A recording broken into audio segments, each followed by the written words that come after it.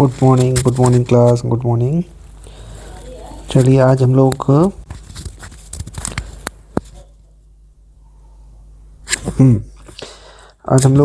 जो ninth class में पढ़ रहे थे लाइन एंड एंगल्स, है ना, उसी में हम लोग उसका लेक्चर 2 पढ़ेंगे आज।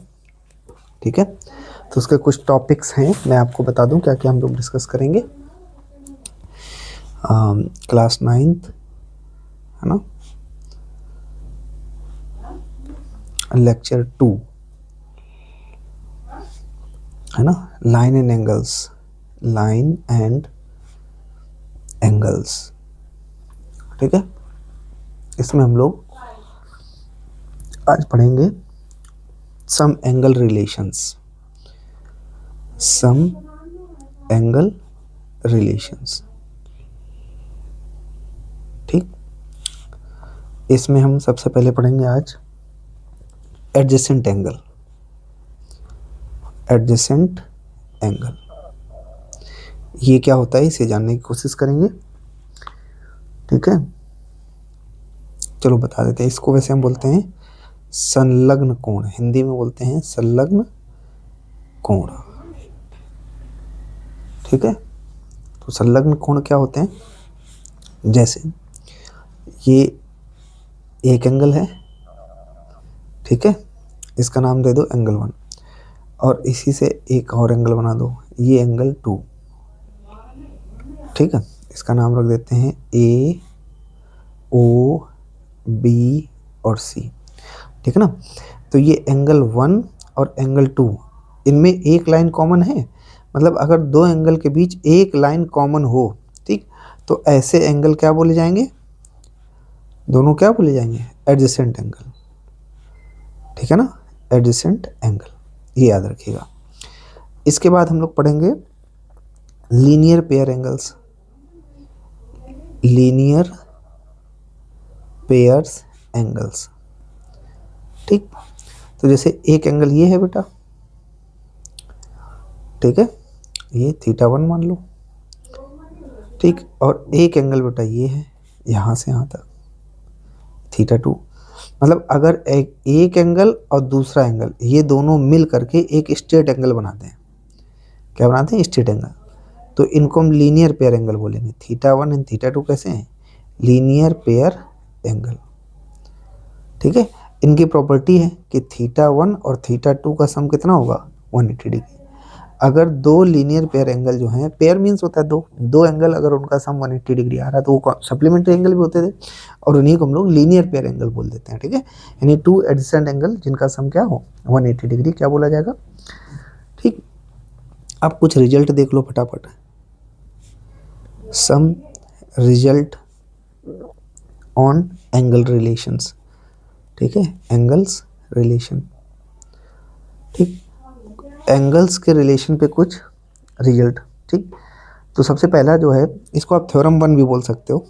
ठीक है, if a ray stands on a line then the sum of adjacent angle so formed is 180 degree. यही जो मैंने अभी बताया, जैसे ध्यान से देखना, ये एक रे है, इसके ऊपर कोई एक रे इस तरह से है कि दोनों तरफ क्या बन जाए, लीनियर पेयर एंगल बन जाए। क्या बन जाए, लीनियर पेयर। तो इसका नाम 1 रख दें, 2 रख दें, तो इनका जो सम है वो 180 डिग्री ही आएगा। सपोज दैट मान लो एक ऐसी लाइन बन गई, ठीक है, और यहाँ पर इस तरह से एक रे है, ठीक, और इस बार एंगल 1 ये है और एंगल 2 ये। तो देखो 1 ये 2 ये, इन दोनों को मिलाओगे तो स्ट्रेट लाइन बनेगी, तब भी इनका सम कितना होगा, इतना ही होगा। ठीक है, अब सपोज दैट मान लो ऐसा फिगर बना हुआ है, ठीक, और इस तरह की लाइन है, तो ये देखो एक एंगल ये है और एक एंगल ये है, ये दोनों क्या बना रही हैं, स्ट्रेट लाइन बना रही हैं कि नहीं, तो इनका सम क्या होगा, 180 डिग्री। मतलब वो ये बताना चाह रहे हैं अगर दो एंगल इस तरह से हैं, स्ट्रेट लाइन बना देते हैं, तो उनका सम कितना होगा, 180 डिग्री। और स्ट्रेट लाइन बना रही तो नहीं, हम लोग लीनियर पेयर एंगल बोलते हैं। ठीक है, अब थ्योरम नंबर 2 समझते हैं। ये सम रिजल्ट्स ऑन एंगल रिलेशन, मतलब एंगल से रिलेटेड कुछ बातें हैं, उन्हें याद रखना है। ठीक है, मान लीजिए अगर आपके पास आर एस अग्रवाल बुक है तो वहीं से ये थ्योरम हम ले रहे हैं, है ना। आर एस अग्रवाल बुक जो है उसमें लाइन्स 2 लाइन दिया गया है, वहीं से आप देख सकते हैं।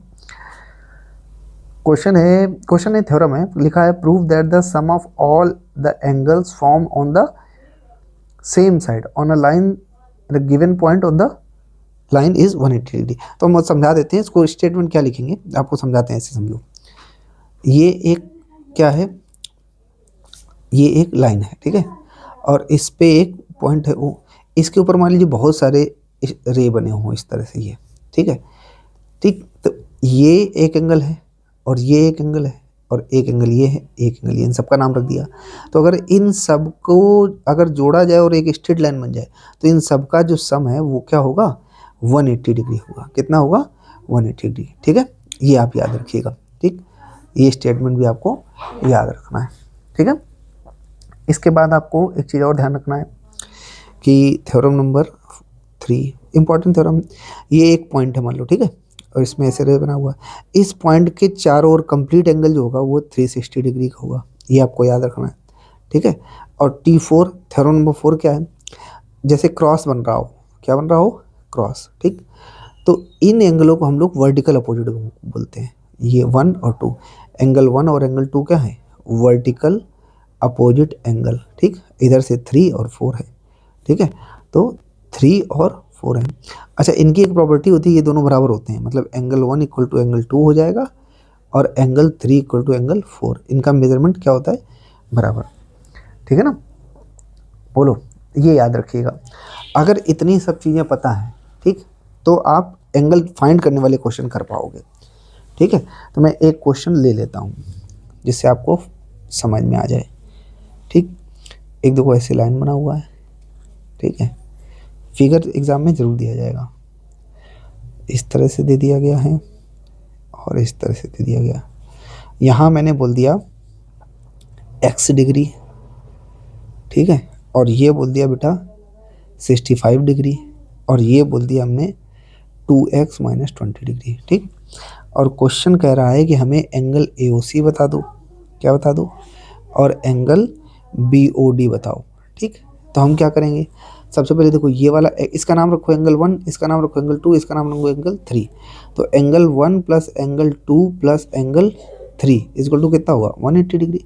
एंगल 1 के रखो x और 2 की वैल्यू रखो 65 और 3 की वैल्यू रखो 2x minus 20 equal to 180 degree. इसको सॉल्व करो तो x की वैल्यू निकलेगी 2x और x कितना हो जाएगा बेटा 3x। बोलो, इन सबको उधर ले जाओ, 180 ये उधर जाएगा, प्लस का हो जाएगा 20, ये उधर आएगा माइनस का 65।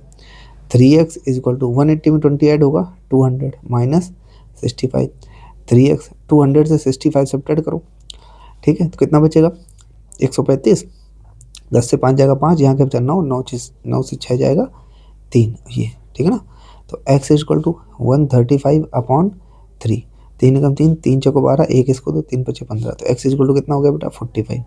अब आपसे वैल्यू पूछी गई थी एंगल AOC की, AOC फिगर में देखो, अच्छा नाम नहीं दिया मैंने यहाँ पर, या नाम लिख देते हैं, ये A है, यह क्या है बेटा O है, यहाँ B है, ठीक है, और ये है D और ये है C, ठीक।